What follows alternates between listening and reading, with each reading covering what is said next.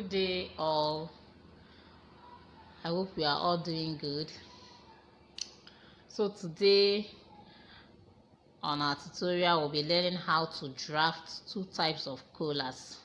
Yes, for this type of cola and this type of cola.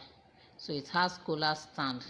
So we'll be drafting two methods, the one that doesn't have cola stand and the one with cola stand. And trust me, these methods are the two simplest methods to draft this cola. So let's get to our drafting table. So the first thing I'll do is to measure the width of my cola.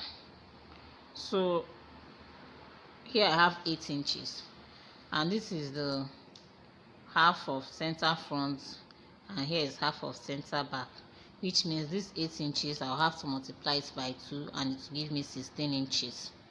So let's get to drafting properly. So like I said, we have 16 inches, so I'll add extra 6 inches to it, and that will give me 22 inches. So 22 divided by 2 is 11 inches. So here is my starting line, and from here to here I have about 12 inches. So from here I will have to determine the width of my cola. For me, I want the width of my cola to be 3 inches. You can make yours 2.5 inches, 3.5 inches. It depends on you. So for me, it's 3 inches. So I mark 3 inches and I'll connect it in a straight line. So from here to here is I have 12 inches. From here to here I have 12 inches. And here is the width of my cola. So I'll cut it out and we shall continue. So here is the cutout pattern. The next thing we'll do is to fold it into 2 equal halves, and this is what I will have.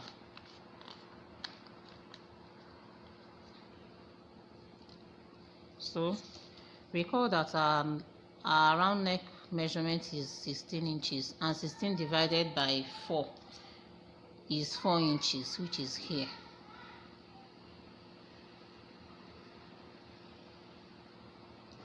And for here, also recall that we have 11 inches, and 11 divided by 4 is 5 by 2 is 5.5, which is here.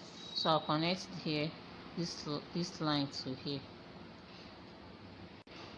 So I've connected the lines. The next thing I'll do is to, on this part, I'll go up by 0.5 inch, which is here, and I'll connect it using my curved ruler. From here to here, I'll connect it using my curved ruler. So if you don't have a curved ruler, this is my pattern master. If you don't have a curved ruler or pattern master, you can do this using your straight ruler, both will give you the same results. So the next thing we'll do is to cut out our pattern. So we don't need this part and this part. That's where we'll be cutting out. I'll do it and show us. So after cutting out our pattern, this is what we'll have. So here is our cola. So for this, remember to add your seam allowances all round, and for this you have ×4 because you have your facing too. So 2 for one side and 2 for the other side. So your center front and your center back. So you attach here to your neck, to the neck of your dress. We'll be drafting the cola with cola stand. This cola, it has cola stand.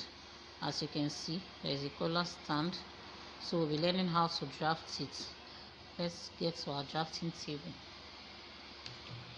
So here is my baseline. All my measurements will start from here. Here is my CB, and here is my center front, and here is my midpoint. So this midpoint doesn't just when you rule your line, you decide where will be your midpoint. So recall that in I told us that our round neck measurement is 16 inches, and 16 inches divided by 2 is 8 inches. So what we'll have here is 8 inches. So the 8 inches will share it equally. We'll have 4 here, 4 here. So Here is my 8 inches.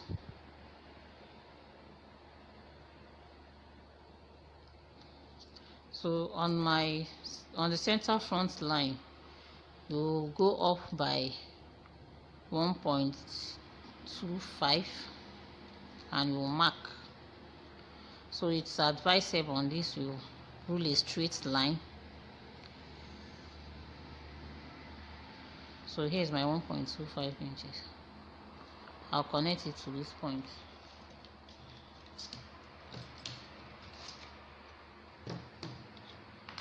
So using my curved ruler, I'll connect it to here. So from here to here, I'll connect it.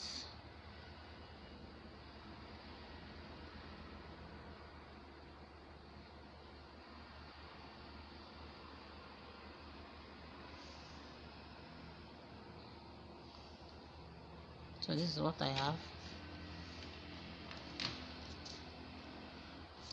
On the center back line, I'll go up by 2.5 inches.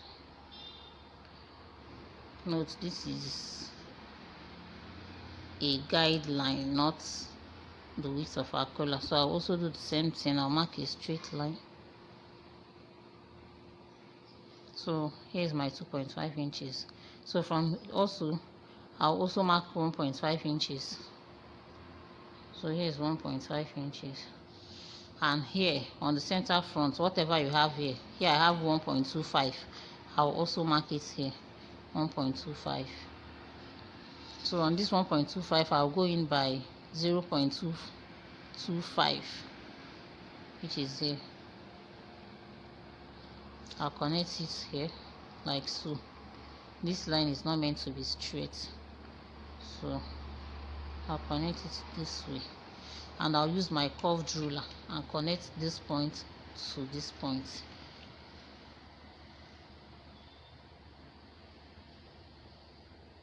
So here's what I have. So this is our collar stand. I'll label it collar stand. So from this point, I'll connect it to this point using a broken line.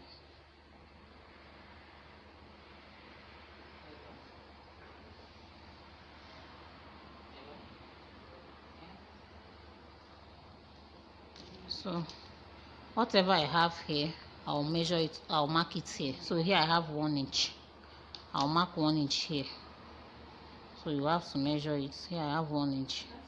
I'll also mark 1 inch here. So I'll connect it to this point using my curved ruler too.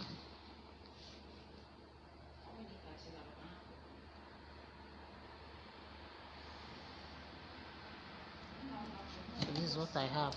Now we'll have to determine the width of our collar, the width of our collar form. So from here, I'll mark 2.2 inches. You can do less, you can do more. So this line ought to be straight. So in order to do that, I'll measure whatever I have here.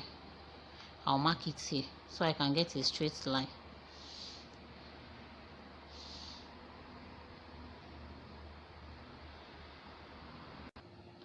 So before I connect the lines, I'll have to determine the length of my collar form, and that is because we have collar extension.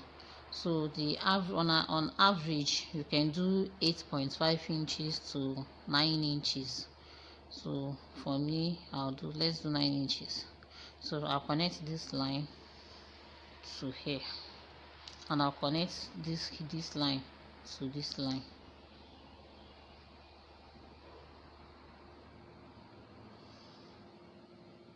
So this is what our collar looks like. If you want it to be more pointed, you can come out by 0.25.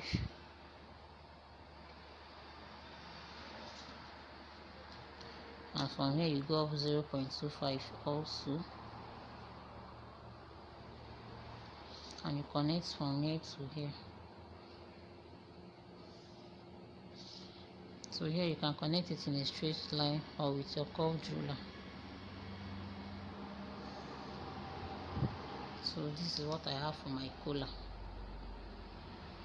and the next thing we'll do is to cut out. But before I do that, please note, here is your center front, here is your center front, here is our CB, here is our CB. You can also label here, so you know that the coolers, you can also label here so that you know that here and here will be joined together, while this part will be attached to your neck, so the neck of your dress. So we can now cut out. So after cutting out, this is what we have.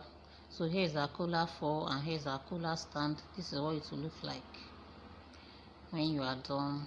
This one will overlap this, this one will overlap this.